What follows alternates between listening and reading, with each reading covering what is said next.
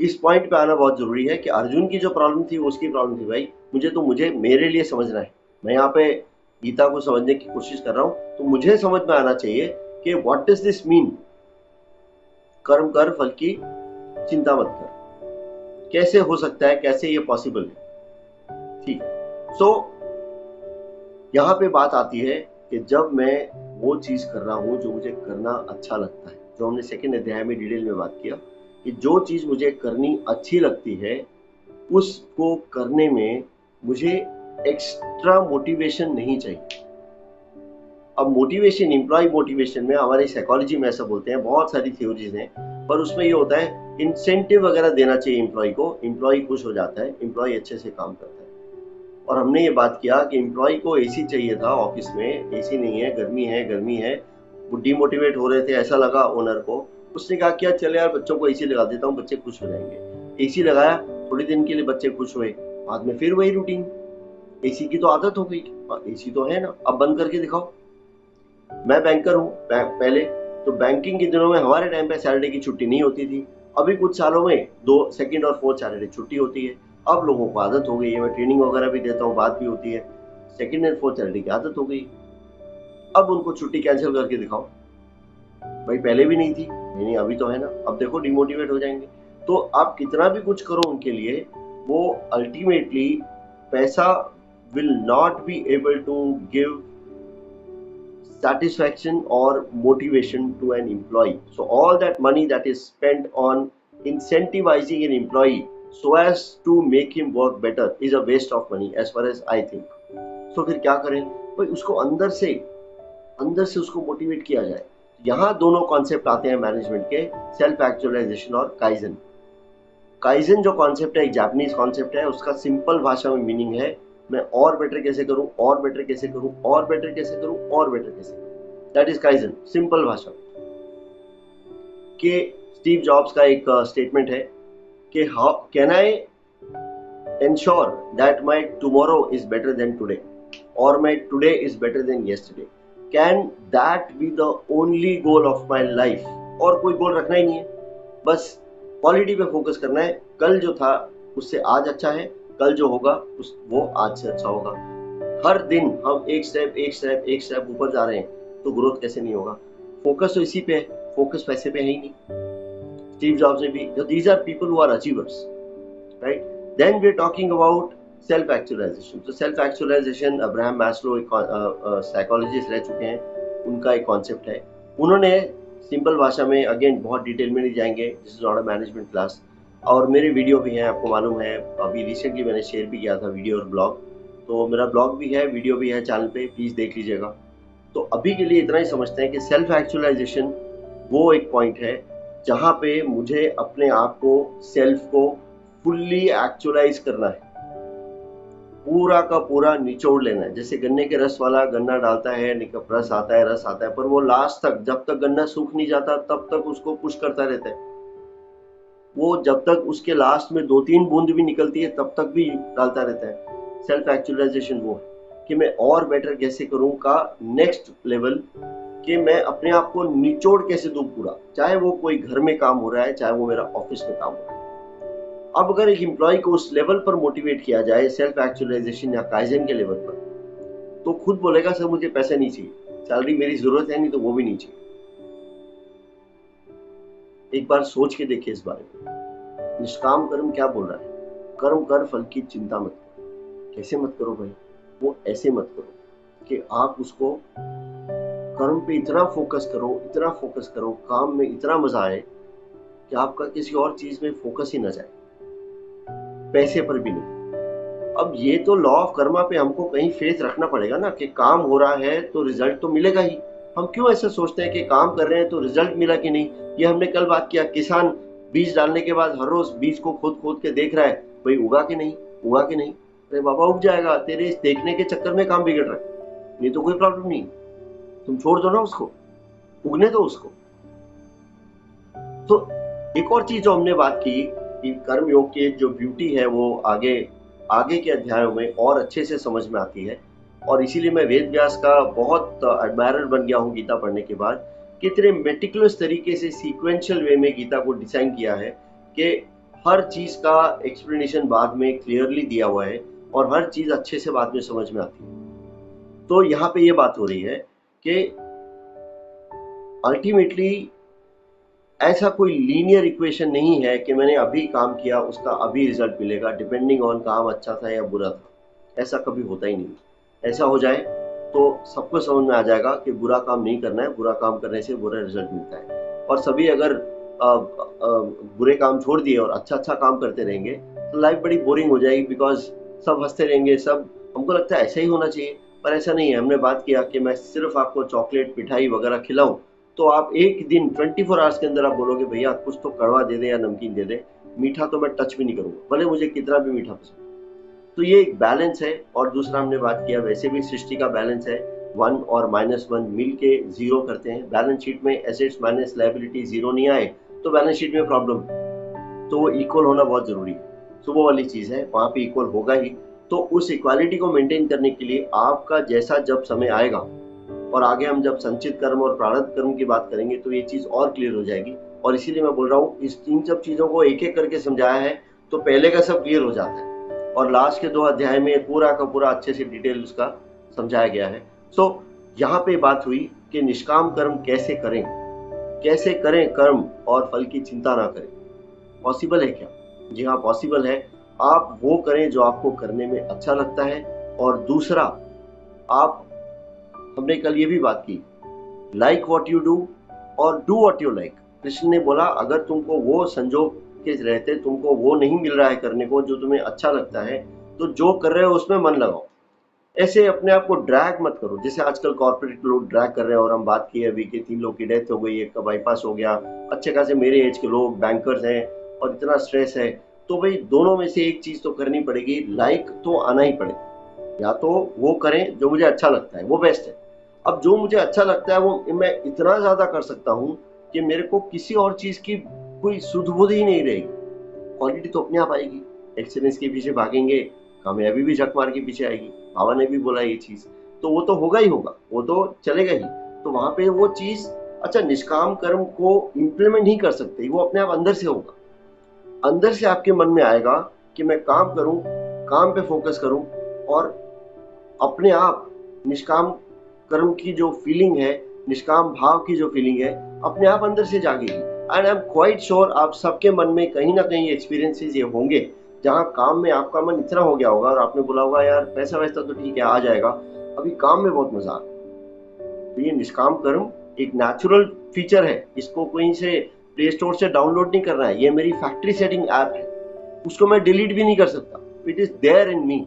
निष्काम कर्म, इसको हम बस आजकल क्योंकि हम मन से डोमिनेट हो गए हैं और मन हमारा ग्रीड और डिजायर में डोमिनेट हो गया है, उस वजह से हमारा फोकस रिजल्ट पे चला गया है। अगर हम नेचुरल तरीके से देखें, काम करना है, बस काम तो करना ही है ना, वैसे भी बैठे नहीं रहेंगे। अगर हम स्पिरिचुअल, तो कृष्ण ने क्या बोला 5वें और 3रे अध्याय में खास करके कि भैया देखो तुम ये बोलो कि मुझे तो काम नहीं करना है, मैं तो भक्ति भाव में बस लीन हूं, तो वो पाखंड है। ये सब मत करो, काम तो करना ही पड़ेगा। तुम ऐसे बैठ नहीं सकते भाई मुझे तो कुछ समझ नहीं आ रहा मैं तो बैठा हूँ, ऐसा नहीं हो सकता है। वैसे भी कर्म होगा और उस तरह से भी आपको समझना है। अब बात लास्ट में आती है अकर्म और विकर्म की। उन्होंने 2 बातें करी 4थे अध्याय। विकर्म वो है जो हम मन से चित्त शुद्धि के लिए करते हैं, ऐसा बोला। तो मन से करते हैं, मन को अच्छा लगे वो काम करते हैं। और ये जो अभी तक हम बात करते हैं वो सब विकर्म की बात करी कि जो भी चीज करनी अच्छी लग रही है या करते समय अच्छी लग रही है वो चीज विकर्म है। और यहाँ पे बात सेवा भाव की भी आई। ऐसा मैं ट्रेनिंग में भी कई बार बोलता हूँ, अपने कॉर्पोरेट ट्रेनिंग में, अदरवाइज भी मैं मानता हूँ जब आप जॉब भी कर रहे हैं ना, अब ये मत समझिए कि मुझे 50,000 मिल रहा है तो उसके सामने 50,000 का काम कर रहे हैं। अब ये सोचिए मुझे 50,000 मिल रहा है उसके सामने मैं 75,000 1 लाख का काम करूँ। सेवा भाव से काम करें, क्योंकि कहीं जो एक्स्ट्रा काम किया है वो आपकी बैलेंस शीट में ऐड होता रहेगा, समय आने पर उसका रिजल्ट मिल जाएगा इंटरेस्ट के साथ। ये आपकी इन्वेस्टमेंट है। इसलिए ये बात इंपॉर्टेंट है, बिकॉज मैं पैसे के साथ लिंक करूंगा तो मैं घड़ी देखकर, कैलेंडर देखकर काम करूंगा। आज तो संडे है भाई, 7 बज गया, अब तो मैं घर जाऊंगा। अभी तो 9:30 में पहले आ भी सकता हूँ, तो 9:30 से पहले क्यों आऊँ ऑफिस में भी 1000 और चीजें हैं, वो सब में मजा नहीं आएगा। फिर मैं अपने आपको ड्रैग ही करूंगा, बॉस भी डांटता रहेगा और मैं फ्रस्ट्रेशन और स्ट्रेस में रहूंगा। कहीं ये फ्रस्ट्रेशन और स्ट्रेस जिसकी वजह से ये सब बातें मैं कर रहा हूँ, क्योंकि मैंने उसको बहुत क्लोजली देखा है अपने जीवन में। मैं मानता हूँ मोस्टली हमारा ही क्रिएट किया हुआ ये जो, इसीलिए कर्म योग इन सब लोगों के लिए इंपॉर्टेंट है। आजकल के प्राइवेट सेक्टर एम्प्लॉय के लिए तो बहुत इंपॉर्टेंट है। उनको ये समझना पड़ेगा कि आप काम पे फोकस करो। आपका काम का फोकस आपकी चित्त की शुद्धि कर रहा है, माने आपको करके इतना अच्छा लग रहा है, आप एकदम ट्रांस में आ जाते हो। काम करते करते आपको इतना मजा आता है, आपको कुछ और नहीं चाहिए। और कुछ और कैसे नहीं मिलेगा, सैलरी तो आने वाली है ना, आप चिंता क्यों कर रहे हो? सैलरी तो आएगी आएगी, आप फोकस काम पे करो ना। एक बिजनेसमैन को टेंशन है कि मेरी इनकम आएगी कि नहीं आएगी, तो मेरा फोकस थोड़ा काम पे भी रहेगा। उसको भी ये मालूम होना चाहिए कि जब मैं काम कर रहा हूँ तो बेसिक कुछ तो रिजल्ट मिलेगा ही मिलेगा। ज्यादा या कम मेरे कर्मों के, संचित कर्मों के पॉइंट ऑफ व्यू से है, उसके हम बाद में बात करेंगे। पर बेसिक तो मेरे को मिलेगा ना, मैं काम कर रहा हूँ। एक ये बात हुई। दूसरा बात किया अकर्म का। अकर्म सुनने में ऐसा लगता है कि काम का ना होना, अकर्म। पर अकर्म बहुत सुंदर तरीके से गीता में समझाया गया है। अकर्म ये है कि आप विकर्म करते करते अकर्म की स्टेज में अपने आप चले जाते हो। इस बारे में भी हम बात कर चुके हैं। काम करते करते मुझे पता ही नहीं रहे कि टाइम कितना बीत गया और काम इतना हो गया, और काम करके कोई बोले तुमने बहुत अच्छा काम किया, पता नहीं हो गया यार अपने आप, मुझे तो पता नहीं मैंने किया है, मुझे खुद को लग रहा है अच्छा मैंने किया है। ये बहुत सुंदर है यार। मैं तो अपनी क्वालिटी पे फोकस कर रहा था, एक्सीलेंस के पीछे भाग रहा था, कामयाबी झक मार के पीछे आ गई। ये हमारा अकर्म, ये है अकर्म। काम करते करते इतना आनंद हुआ मुझे, जैसे पेंटर और ऑथर और इस तरह के लोगों की जो बात करते हैं हम लोग, इन लोगों का हम देखते हैं कि जब वो धुन में, या साइंटिस्ट, एक मैवरिक साइंटिस्ट, या आजकल हम देखते हैं, मैंने पर्सनली देखा है, ये जो NID NIFT के जो लोग होते हैं, जो डिजाइनर लोग होते हैं, एनिमेशन ग्राफिक वाले लोग होते हैं, ये लोग भी ऐसा शुद्ध बुद्ध छोड़ के काम में इतना इतना लीन हो जाते हैं, दिन रात का होश नहीं, रात को 2 बजे तक काम कर रहे हैं, सुबह उठ के फिर काम कर रहे हैं, नहाए नहीं नहाए, कपड़े क्या पहने, खाया नहीं खाया, हालांकि वो सब गलत है, पर जनरली स्पीकिंग वो सब काम में ऐसा लीन हो जाते हैं। और जब कुछ बढ़िया निकल के आता है, वो देखते हैं क्या चीज है यार, वो फीलिंग कभी नहीं आती कि मैंने बनाया वाली फीलिंग तब आएगी जब MF हुसैन इस पेंटिंग को कितने बिलियन डॉलर्स या मिलियन डॉलर्स में बेचनी है, वैसा सोच के करेंगे। पर MF हुसैन ऐसा सोचेंगे मैं तो अपने ब्रश को एक्सप्रेस कर रहा हूँ बस, तो वो फीलिंग नहीं आएगी, चीज तो अच्छी निकलेगी। तो ये हुआ अकर्म और विकर्म। तो गीता में जो चीज समझने की है वो ये है कर्म योग में, कि काम, और यहीं पे कर्म योग को पूरा मैं भी और मैंने दूसरों को भी देखा, वो यही समझते हैं कर्म योग मतलब निष्काम कर्म, कर्म की इच्छा कर, फल की चिंता मत कर। भैया वो चीज तो समझ ही नहीं आता, तीनों chapter close. Sorry, it doesn't apply to me. I don't know what you talking about. मेरे लिए पॉसिबल नहीं है, मेरी नीड्स है, फाइनेंशियल नीड्स है और सब कुछ है। So I can not really I am sorry, I can not think about this. I don't think this applies to me. Maybe जब मैं किसी बुजुर्ग हो जाऊंगा, सन्यासी बन जाऊंगा, या सब दुनिया से मोह माया से पूरा कमा लूंगा पैसा, अच्छे से अपना एक एसेट बना लूंगा सब, उसके बाद देखेंगे, पढ़ लेंगे। No, it is now, it is now, it has to be understood now. And I hope आपको कॉन्सेप्चुअली, एसेंस वाइज ये चीज समझ में आई हो। एंड मैं जैसे पहले दिन बोला था वैसे फिर से बोल रहा हूँ बार बार, जो चीज हम कर रहे हैं कवर, प्लीज आजकल गीता अगर वैसे तो होती है घर में, नहीं भी हो तो इंटरनेट पे बहुत सुंदर इंटरप्रिटेशंस हैं, यूट्यूब पे बहुत सुंदर वीडियोस हैं, हर अध्याय का एक वीडियो, कोई भी वीडियो उठाए और उसको सुने तो उसमें एक इंटरप्रिटेशन वाले, गीता में संस्कृत में क्या लिखा और फिर हिंदी में क्या लिखा वो नहीं, इंटरप्रिटेशंस के बिना संस्कृत के क्लियर वीडियोस हैं कि उसमें क्या गीता का 3rd 4th 5th अध्याय में बोलना क्या चाह रहे हैं। तो आप वो सुने, आपको यही चीज उसी दिन, आज के दिन सुन लेंगे तो आपको वो चीज अपने लेवल पर भी इंट्रोस्पेक्ट करने का मजा आएगा और फायदा होगा। तो ये हमारा कर्म योग है। कल थोड़ा सा बात और करेंगे कर्म योग का, और 6th अध्याय में भी एंटर करेंगे। और बस ये समझें कि कर्म जो है, कर्म तो करना ही है। कृष्ण ने क्या बोला, ज्ञान योग से ज्यादा मुझे कर्म योग पसंद है। ज्ञान योग को संन्यास योग भी बोलते हैं, सांख्य योग भी बोलते हैं। कर्म योग जो है हमारा, वो कर्म योग है, वो तो करना ही है।